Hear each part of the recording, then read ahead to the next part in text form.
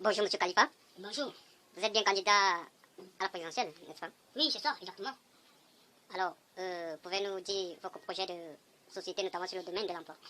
Bon, en fait, comme vous l'avez si bien dit, je suis candidat aux élections présidentielles. Mais, si le domaine de l'emploi, j'ai beaucoup de projets. Mais le projet majeur que j'ai décidé de faire, je veux vous le dire tout de suite.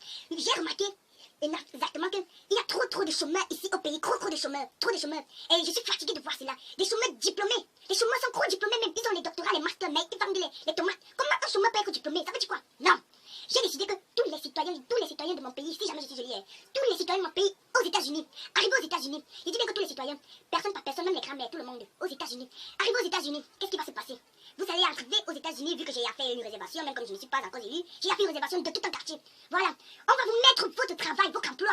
Donc vous choisissez le domaine que vous voulez faire, c'est dans la politique, on vous met ça, tout. Voilà, on vous met ça dans un sac. Tu prends ton sac, tu reviens au pays. Chacun a son avion, mais personne ne doit recevoir. Tu reviens au pays, tu montes ton travail sur pied et tu travailles et tu as de l'argent. Exactement. Je pense que ça résout le problème. Là, on va limiter le chômage ici au pays. Je suis fatiguée de voir les jeunes qui sont au chômage alors qu'ils ont les masters, les CEP, tout ça, les CAP, tout ça. Je suis fatiguée. Ok, monsieur Khalifa. Et dans le domaine de la santé, qu'avez-vous prévu? Le domaine de la santé, c'est l'un des domaines qui m'ont même poussé à me présenter aux élections. En fait, sur le domaine de la santé, j'ai remarqué qu'il y a trop de discrimination ici dans mon pays. Trop de discrimination. Et cela m'énerve. Ça dit, ceux qui n'ont pas assez de moyens ne sont pas pris en charge par défaut de moyens. Ceux qui abusent d'une maladie très grave, on ne te prend pas en charge juste parce que tu n'as pas de moyens. Non, je suis fatiguée, pas dans mon pays. Donc si je suis élue là, les choses vont changer très mal. Donc quand tu arrives dans un hôpital et que tu te rends compte que tu n'as pas les moyens, parce que tu peux avoir bien, tu te rends compte que tu n'as pas les moyens, on te prend d'abord en charge. D'abord. Et celui qui a les moyens, on le met à côté. Il attend. Quand tu n'as pas les moyens, on te prend d'abord en charge. C'est ça. Parce que j'ai remarqué que ceux qui n'ont pas les moyens ne sont pas pris en charge. On te regarde mourir. Non, ça c'est pas mon pays. Donc on te prend d'abord en charge. Toi qui n'as pas les moyens, on te prend en charge, on te met à l'aise, on te fait tout. On finit de te soigner, tu rentres chez toi, on t'accompagne même chez toi. Et toi qui as les moyens, on te fait d'abord attendre. Tu dois d'abord attendre. Tu attends. Et maintenant, j'ai aussi remarqué que les ministres sont là dans les bureaux, ils sont assis, ils passent la journée à je ne sais quoi faire. Non.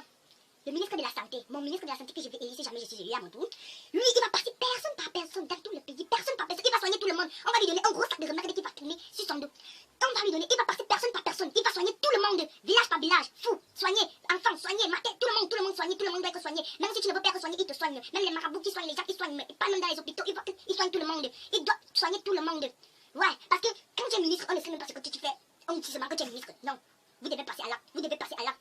Mais c'est ça, c'est ça. Ok, monsieur Khalifa. Pour le terrorisme, qu'avez-vous prévu alors? Quelle est votre particularité? Très bonne question. Très bonne question. C'est même cette question que j'attendais depuis le début. Pourquoi tu as attendu? En fait, la question du terrorisme, c'est une question qui doit être prise en compte. Bon, pour le terrorisme, mon parti et moi, nous avons pris une résolution puisque nous avons mûrement réfléchi à cela. Carrément, on a tellement réfléchi qu'on a même eu les nerfs. C'est toi même eu l'AVC. En fait, nous avons décidé que, vu que nous avons pris la décision d'envoyer tous les citoyens aux États-Unis, ok, nous allons décider maintenant, mon parti et moi, que, vu que le pays serait vide, quand nous allons partir avec tous les citoyens aux États-Unis, les terroristes, les terroristes vont vouloir entrer. Non, on les laisse ici. C'est leur problème. Ils ne viennent pas entrer dans nos avions. Allez là-bas. S'ils veulent venir entrer, on les chasse. On ne veut pas d'eux. On les laisse ici. Quand on les laisse ici, là maintenant, qu'est-ce qu'on fait? On bombarde tout. On bombarde tout le pays. On bombarde la mer, bombarder les forêts, bombarder tout, bombarder. On bombarde tout. Et t'es sorti que même s'ils veulent s'échapper, ils s'échappent. Parce que nous sommes fatigués des terroristes, du terroriste ici là. Il est inadmissible que les élèves ne peuvent plus fréquenter. Les mamans ne peuvent plus partir au marché. Ça veut dire quoi? C'est le pays de qui? C'est mon pays. Je refuse. Quand je serai élu, les choses vont changer très mal. Donc on va bombarder partout. Bombarder. Les mers bombarder. Mais si on va venir reconstruire, il n'y a pas de problème. D'ailleurs, même quand on va partir avec nos maisons là-bas aux États-Unis. Les animaux, on part avec aux États-Unis, on part avec tout. On va se mal venir. Vous voyez, non? C'est un peu ça. Et concernant l'éducation, pour finir, qu'avez-vous prévu? L'éducation. Vous savez, la jeunesse, c'est le pays de demain. Nous ne devons pas blaguer avec la jeunesse. Ne blaguons même pas avec la jeunesse. La jeunesse, c'est quoi? J'ai remarqué que les jeunes ne veulent plus fréquenter. Les jeunes ne veulent plus fréquenter. Bon, la résolution que mon parti et moi nous avons prise, c'est quoi?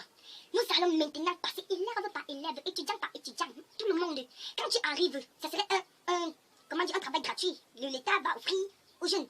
Tu passes dans une salle de chirurgie, on ferme la tête, on te met une capacité, donc une mémoire de l'ordinateur, ça va dépendre de toi, 1 Tera, 2 Tera, on te met ça dans la tête. Et t'es sorti qu'avec toutes les connaissances, et t'es sorti que l'élève saura déjà tout ce qu'il faut savoir.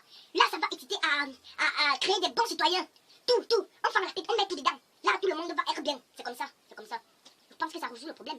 Ok, monsieur Khalifa, est-ce que vous avez un mot de la fin pour finir? Bon, vous savez, notre pays, c'est un pays vraiment trop compliqué. Les mésententes partout. Mais si je suis au pouvoir, ça va changer. Mais si jamais je ne suis pas élu, moi, je propose à tous les citoyens, que on vende le pays, on se sépare. On vende le pays, on donne petit à tout le monde. Chacun prend sa route. Moi, j'ai même dit à veut choisir même le pays où il veut partir. Si on vend le pays là, chacun prend sa route. On vend le pays, chacun prend sa route. Et tout le monde est satisfait. C'est pas ça. C'est pas ça. Monsieur Khalifa, nous vous remercions d'être venu.